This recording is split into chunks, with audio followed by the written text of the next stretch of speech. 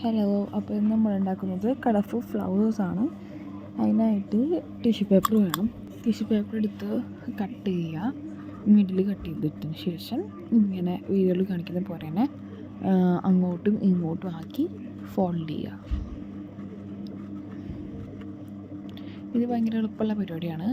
ഭയങ്കര ഈസി ആയിട്ട് ചെയ്യാവുന്ന ഒരു ഫ്ലവറാണ്. സിമ്പിളാണ്. അങ്ങോട്ടും ഇങ്ങോട്ടും വഴക്കുക.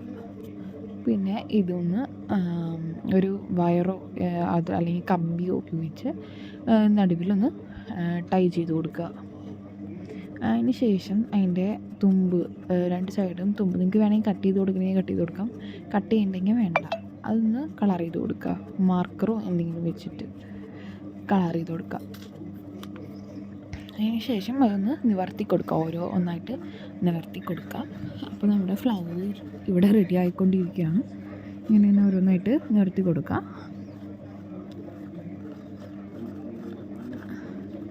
സൂക്ഷിക്കുക, അല്ലെങ്കിൽ ടിഷ്യൂ പേപ്പർ കീറും. അപ്പോൾ പതുക്കെ തുറന്നു കൊടുക്കുക.